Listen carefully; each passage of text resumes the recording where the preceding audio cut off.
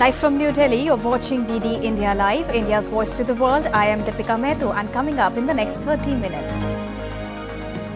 US President Joe Biden explains his abrupt departure from presidential race, says defense of democracy more important than any other title, adds that he reveres the office but loves his country even more. Biden leaves a message for fellow Democrats, says he's passing the torch to a new generation, mentions Kamala Harris towards the end of his address, calls her experienced, tough and capable.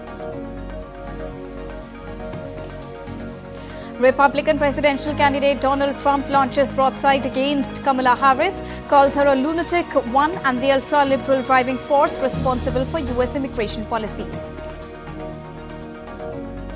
Israeli Prime Minister Benjamin Netanyahu outlines a plan for deradicalized post-conflict Gaza during his address to the US Congress, address marred by protest outside while many Democrats boycott his remarks. And India's External Affairs Minister Dr. S. Jaishankar to participate in Foreign Ministers' meeting under ASEAN framework in Laos on Thursday.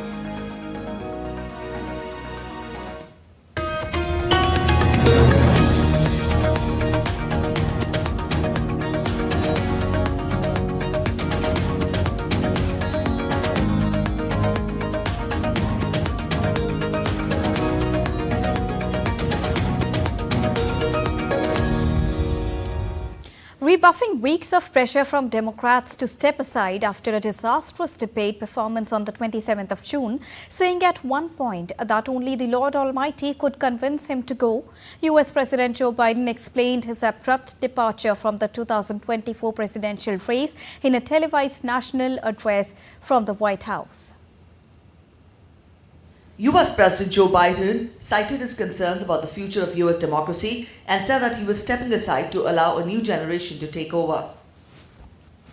I believe my record as president, my leadership in the world, my vision for America's future, all merited a second term. But nothing can come in the way of saving our democracy. That includes personal ambition. So I've decided the best way forward is to pass the torch to a new generation. That's the best way to unite our nation.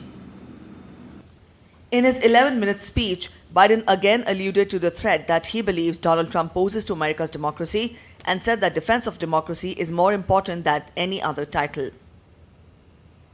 I revere this office, but I love my country more. It's been the honor of my life to serve as your president. But in the defense of democracy, which is at stake, I think it's more important than any title. I draw strength and I find joy in working for the American people. But this sacred task of perfecting our union is not about me. It's about you, your families, your futures. It's about we, the people. And we can never forget that. And I never have. In a signal perhaps to the Democrats, Biden once again signaled his unwavering support for Vice President Kamala Harris. In just a few months, the American people will choose the course of America's future. I made my choice. I've made my views known. I would like to thank our great Vice President Kamala Harris. She's experienced, she's tough, she's capable. She's been an incredible partner to me and a leader for our country. Countering the Republican narrative that he is going to be a lame duck president for the remainder of his term, Biden listed out his priorities, including defending the right to vote and right to choose.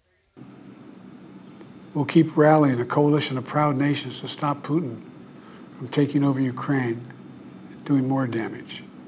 We'll keep NATO stronger, and I'll make it more powerful and more united than any time in all of our history. I'll keep doing the same for our allies in the Pacific. You know, when I came to office, the conventional wisdom was that China would inevitably surpass the United States. That's not the case anymore. And I'm going to keep working to end the war in Gaza, bring home all the hostages, and bring peace and security to the Middle East and end this war. We're also working around the clock to bring home Americans being unjustly detained all around the world. Biden will conclude his White House tenure on January 20, 2025. as the oldest American president when he will have already turned 82. DD India. Former US President and Republican presidential candidate Donald Trump launched a volley of attacks against country's vice president and his new Democratic rival Kamala Harris. Addressing a rally in North Carolina, Trump called Kamala Harris as an ultra-liberal driving force who should be held responsible for Biden administration's policies on immigration. Saying Democratic Party bosses were behind Biden's decision to step down, Trump accused Harris of covering up Biden's mental health. Gets in, she would be the most radical far-left extremist ever to occupy the White House times 10.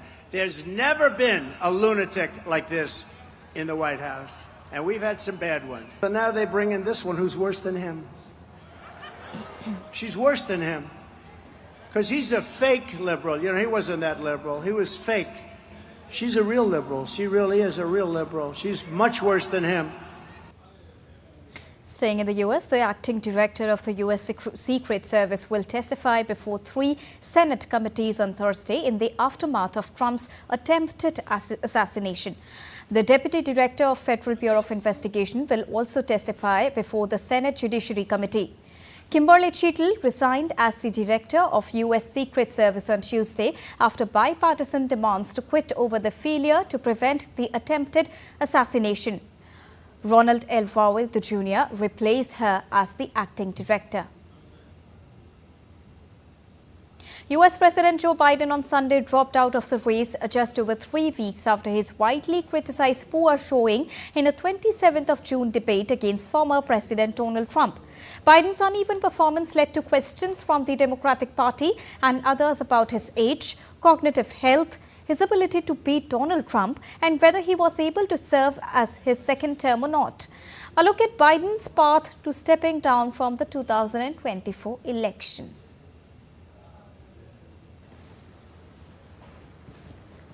In just 4 weeks, the 2024 presidential election has been turned upside down, with US President Joe Biden's decision to drop out of the 2024 race. His faltering debate performance with Republican presidential candidate Donald Trump on June 27th shocked many. The 81-year-old president faced enormous pressure to make one of the hardest decisions of his decades-long political career. Here are the key events that have shaped one of the most crucial months in Biden's career and would eventually sunset his half-century life in politics. June 27th. Biden had a dismal debate performance during which his voice was hoarse and he struggled to finish sentences that immediately led to calls from Democratic operatives for him to drop out. June 28th. Facing criticism over his debate performance, the president returned to the campaign trail with stops in North Carolina and New York. During his energetic speech to supporters in North Carolina, Biden acknowledged his debate shortcomings. July 2nd. The first sitting Democratic lawmaker called for Biden to drop out of the race. Speaker Emerita Nancy Pelosi appeared on televised interview and helped open the door to questions over Biden's future. July 3rd, Biden met with Democratic governors, including some who could potentially replace him on the ticket, in a high-stakes White House meeting. July 5th, in an effort to show he can participate in unscripted events, Biden participated in an interview with ABC. During that interview, Biden said that he was feeling terrible before the debate and defended his health. July 8th, Biden sent a letter to congressional Democrats saying that he will continue his re-election bid and will defeat Trump. July 11th, Biden held a press conference at the end of NATO summit in Washington and faced fresh scrutiny after referring to Ukrainian President Volodymyr Zelensky by Russian President Vladimir Putin's name. He also later referred to Harris as Vice President Trump. July 13th, Trump survived an assassination attempt at a rally in Pennsylvania. Biden gave 3 different public remarks in the days. July 15th, Biden in an interview to NBC said that he continues to push back against concerns over his age and stamina. July 21st, Biden announced on social media that he will not seek re-election but will finish his presidential term. He endorses Vice President Kamala Harris for the top of the ticket. DD India. Moving on, Israeli Prime Minister Benjamin Netanyahu is in Washington calling on the U.S. to continue support his country. He spoke to a joint session of Congress on Wednesday ahead of talks planned with the U.S. President Joe Biden. However, people outside the Capitol building gathered to demonstrate against it, as Caroline Malone reports. Well, Free Palestine was one of the strongest messages that protesters were calling for in their big demonstrations that were happening just outside the US Capitol on Wednesday. Different groups gathering in different parts of the US Capitol, some at the main train station, some directly next to where Congress was gathering for a joint session to listen to the Prime Minister of Israel, Benjamin Netanyahu, giving his speech at 2 p.m. in the afternoon on Wednesday. In that speech, he called for bipartisan support from the US to Israel to try and make sure that the US continues, both in word and militarily, to supply what Israel feels that it needs in its fight against Hamas. We meet today at a crossroads of history. Our world is in upheaval. In the Middle East, Iran's axis of terror confronts America, Israel, and our Arab friends. This is not a clash of civilizations. It's a clash between barbarism and civilization. It's a clash between those who glorify death and those who sanctify life. For the forces of civilization to triumph, America and Israel must stand together. Because when we stand together, something very simple happens. We win, they lose.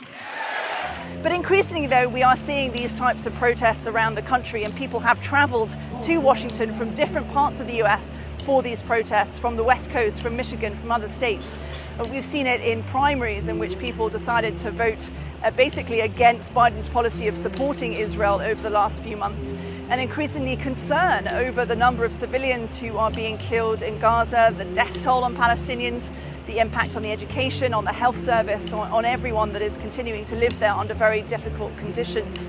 You know, overall, though, the message from Netanyahu was that it's important for the US to continue to support Israel because Israel is the strongest ally that the US has in the Middle East, and that it's important to keep a united front against enemies. He didn't specify which enemies, but we can imagine, you know, there's a lot of different groups that are not in favor with Israel right now, not just Hamas, but affiliated groups, Hezbollah, and of course Iran is a big concern as well. Caroline Malone reporting from Washington for DD India. US President Joe Biden will host Israeli Prime Minister Benjamin Netanyahu at the White House on Thursday to discuss progress towards a ceasefire in Gaza and a hostage release. Vice President Kamala Harris is also scheduled to hold a separate meeting with Israeli Prime Minister Netanyahu. Now, these high-level talks are part of the ongoing diplomatic efforts to end the Gaza conflict. Meanwhile, negotiations on a ceasefire for hostages deal in the Gaza conflict appears to be in their closing stage. A senior US official said both Israel and Hamas still have some issues to resolve, but that a deal is close in which a 6-week ceasefire would take place in the exchange for release of women, elderly men and wounded hostages over a 42-day period. Israeli forces have recovered the bodies of 5 hostages killed in Hamas's 7th of October attack and held in Gaza since then. The first body was of Maya Joran, a 56-year-old kindergarten teacher, killed during the attack on her kibbutz community. The other 4 hostages were 2 reserve soldiers and 2 conscript soldiers killed in combat during 7th of October attack. Their bodies were retrieved from the area of Khan Yunis in southern Gaza, where Israeli forces launched new raids this week. Now, the 5 had been listed among 120 hostages still in Gaza, about a third of whom Israel has declared dead in absentia based on forensic findings, intelligence, interrogations of captured militants, videos and testimony of released hostages. The Nepal government has now decided to fly the flag's half-mast on Thursday in honor of Saurya plane crash victims. A total of 18 people died when a Saurya Airlines aircraft crashed at the Tribhuvan International Airport in Kathmandu on Wednesday. 19 people, including 2 crew members, were on the Pokhara-bound flight that took off from Kathmandu. Most passengers were airline staff travelling to Pokhara for aircraft maintenance.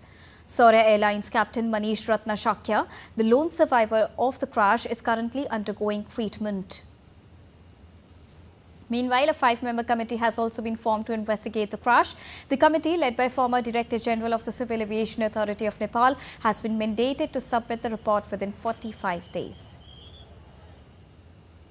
The 57th ASEAN Foreign Ministers meeting kicked off today with Laos's Foreign Minister delivering the opening remarks under the theme called ASEAN, Enhancing Connectivity and Resilience. The meeting of the foreign ministers from the ASEAN will be followed by 2 summits in Lao PDR between the 25th and 27th of July. The meeting is set to address key global issues that will be attended by officials from the United States, European Union, Japan, China, Russia and more. India's External Affairs Minister Dr. S. Jaishankar will participate in foreign ministers' meeting under the ASEAN framework. He is also expected to hold bilateral meetings with his counterparts from other countries on the margins of the ASEAN-related meetings. Time to take a short break, but still to come on the other side. DRDO successfully flight tested phase 2 of ballistic missile defense system. And Prime Minister Narendra Modi to visit Kargil War Memorial on the 26th of July. And at Paris Olympics 2024, Indian archers to take aim in archery ranking rounds in Paris today.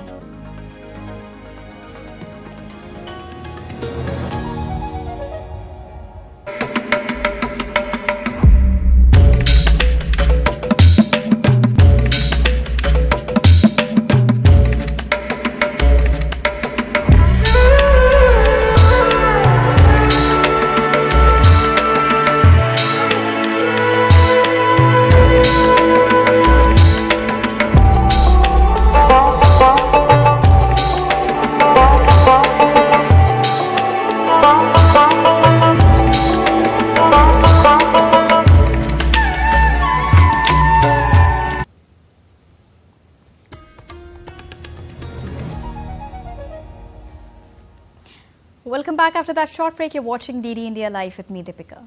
Well, India's premier Defence Research and Development Organisation, or the DRDO, successfully flight tested phase 2 of ballistic missile defence system. The target missile was launched from LC-4 Dhamra at 16:20 hours according to Indian Standard Time, mimicking adversary ballistic missile, which was detected by weapon system radars deployed on land and sea and activated the AD interceptor system. The performance of the missile was monitored from the flight data captured by range tracking instruments like electro-optical systems, radar and telemetry stations deployed by Integrated Test Range, Chandipur, at various locations including on-board ship.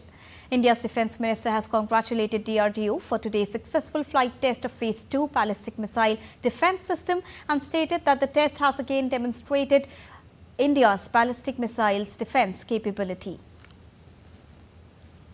Indian Prime Minister Narendra Modi will visit the Kargil War Memorial on the occasion of 25th Kargil Vijay Divas on the 26th of July. The Prime Minister will pay homage to the brave hearts who made the supreme sacrifice in the line of duty. Prime Minister Narendra Modi will also carry out the first blast of the Shinkun La Tunnel project virtually. Shinkun La Tunnel project consists of a 4.1 kilometers long twin tube tunnel that will be constructed at an altitude of around 15,800 feet on the Nimu-Padum-Darcha road to provide all-weather connectivity to Leh. Once completed, it will be the highest tunnel in the world. Shinkun La Tunnel will not only ensure swift and efficient movement of India's armed forces and equipment, but also foster economic and social development in Ladakh. Well, it has been 25 years since India won the mother of all battles in Kargil against Pakistan. But beyond the headlines of war and victory, there are many untold stories of war heroes. The daughters of a Kargil war martyr have decided to pen such stories.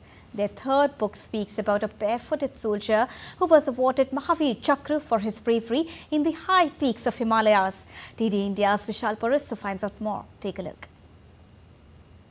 While Atule waited for his brother in uniform to take over the expenses of the big happy Naga family in Kohima, Nibu was already on his way to a land of no return.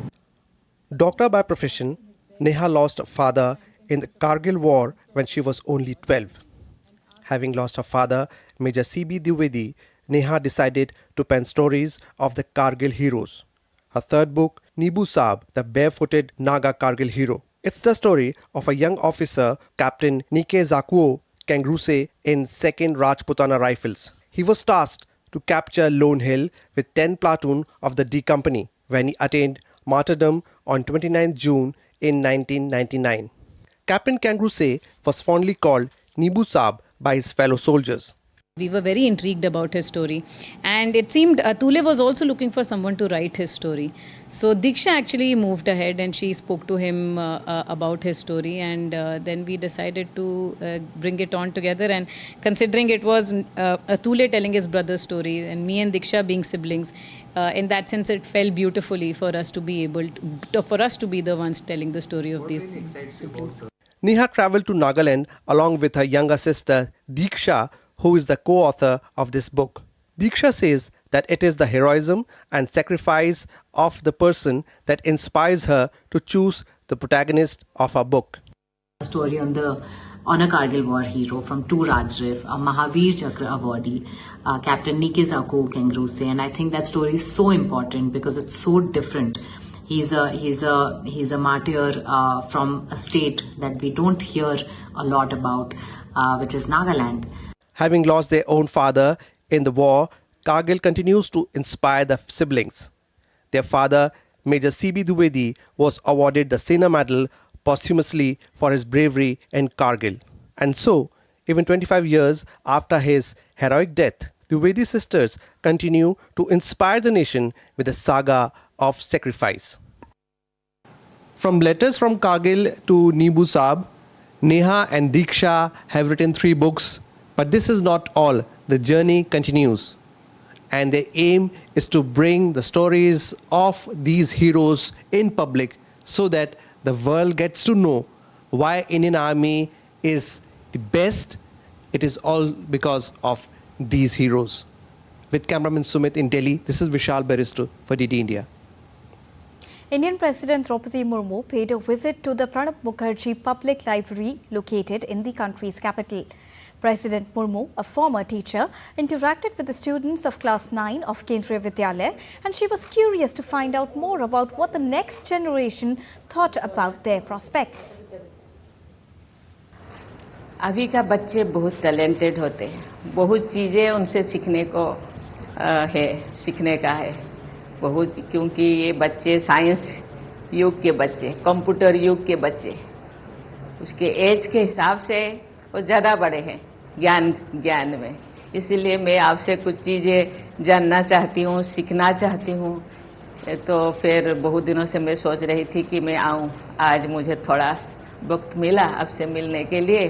मैं बहुत excited हूँ. Union Minister for Information and Broadcasting Ashwini Vaishnaw inaugurated 500th community radio station virtually at the regional campus of Indian Institute of Mass Communication in the northeastern state of Mizoram. He urged the state government to involve the people and artists from the state and develop programs that reflect local culture and the customs. The minister also underlined the focus of the Government of India on further improving connectivity of northeastern states of the country. This initiative will bring a very significant and substantive change in the lives of the people who are covered under this radio station's coverage area. I'll request Honorable Chief Minister Sir to associate local groups, local cultural groups, local student groups who can come to this radio station, develop their own programs and make this a really community radio. When the policy of the Government of India was only look east, but Prime Minister Narendra Modi ji has given a new policy of act east. Not just look east, but act east, which means we have to do more and more work in the northeastern states and provide the connectivity of railway, highway, digital connectivity and today the radio connectivity. On to sports now. India's Paris 2024 Olympics campaign begins on Thursday with the archer Deepika Kumari and her squad taking aim in the archery ranking rounds. Now, for the first time since London 2012, India has fielded 6 archers at this edition of Paris Olympics, challenging in all 5 medal events, including men's team and individual category, women's team and individual along with mixed team category. Today's ranking round will be critical to India archers as their medal ambitions will be really high at this edition of Paris Olympics. And in an exclusive interaction with DD India's Narayan Singh, Indian ambassador to France, Javed Ashraf, spoke about the preparation for the Paris Olympics and how it is more environmental friendly as compared to previous editions. The city of Paris is ready to host the greatest show on the earth. On July 26, more than 10,000 strongest and the best athletes of the world will gather and start their campaign for the glory. And to talk more on this, I am joined by the Indian ambassador to Paris, Mr. Javed Ashraf. Sir, a very warm welcome to our channel. And the Paris is almost ready. So how preparations are going off for this mega event? Well, thank you for having me here. Welcome to Paris. As you're seeing, the city is, it's like a big wedding preparation over here.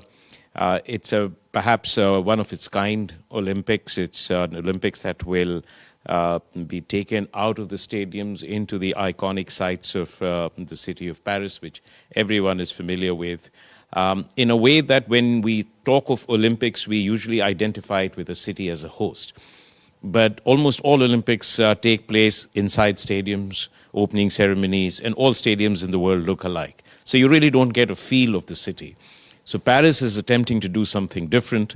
It is bold, it is ambitious, it is daring, it is very innovative. The opening ceremony, as you can see, is going to take place on a 6-kilometer route on the famous river Seine and culminating in front of the Eiffel Tower and Trocadero. Several of these events are now taking place in temporary stadiums and venues that have been built across the city. Incidentally, some of the games will obviously go outside the city of Paris to other areas. It's also the most sustainable Olympics ever because they haven't built this mega infrastructure all around, which usually are not utilized afterwards. They've built an Olympics village in the most depressed part of the Paris region, the poorest part of the Paris region, in a way to revitalize it. And they've built an aquatic center. Everything else is either in temporary venues or on renovated old structures. And of course, the farthest venue is several time zones away in the Pacific, in the Tahiti. All right, that's all for this edition of DD India Live. But do let us know your thoughts on the news of the day. For those on the go, you can get all the latest news and updates from India and across the world on the DD India mobile app. The app is available on both Android and iOS platforms. Scan the QR code on the screen to download it right now. We'll be back with more news as it breaks here on DD India. I'm Deepika Mehta, and from all of us here in New Delhi, thank you so much for watching DD India Live. Namaskar.